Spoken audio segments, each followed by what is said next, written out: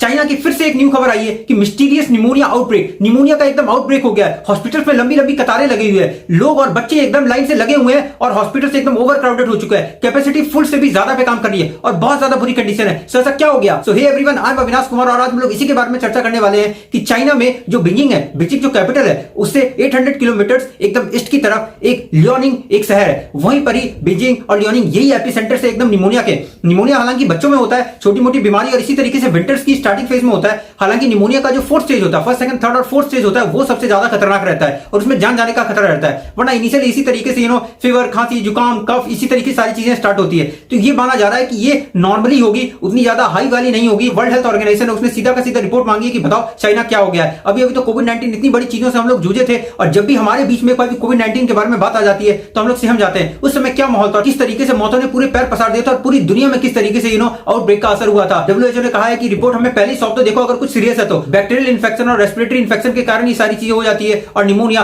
ठंडियों में बेसिकली वैसे बहुत ज्यादा बढ़ता है। इंडिया में भी हालांकि आपने देखा होगा कि छोटे में हम लोगों में से किसी परिवार को तो निमोनिया हुआ ही होगा और निमोनिया स्टार्टिंग में नॉर्मल लिया जाता है, लेकिन धीरे धीरे जिसकी स्टेज बढ़ती जाती है तो ये सीरियस होता जाता है। और इसको किसने इन्फॉर्म किया? अभी अभी ट्यूसडे को इन्फॉर्म किया प्रॉफिट है। ये प्रॉफिट वही ऑर्गेनाइजेशन है जिसने की कोविड-19 आउटब्रेक को डायरेक्टली इसने पब्लिश किया था और पहली बार पूरी दुनिया को बताया था। ये रीजन है कि सारी पूरी दुनिया वालों ने ये कहना स्टार्ट कर दिया कि प्रॉफिट फिर से कहीं सीरियस लेने वाली तो बात नहीं है और इसलिए डब्ल्यूएचओ ने इसकी रिपोर्ट मांगी है सीरियस तरीके से कि बताओ ऐसा कुछ है तो हमें पहले ही बता दो। चाइना ने इसे रूटीन चेकअप का हिस्सा बताया और धीरे धीरे उसने बोला कि ये क्योर हो जाएगा और ये नॉर्मल वाली चीज है। आई होप, आई विश कि ये चीजें नॉर्मल ही हो और ज्यादा पीपल इससे इन्फेक्ट ना हो, जिससे कि फिर से हम लोगों को कोविड-19 आउटब्रेक, हे भगवान, ऐसी कोई चीज आनी ही नहीं चाहिए। सो आई होप आपको पूरा मैटर समझ में आएगा। Thank you so much.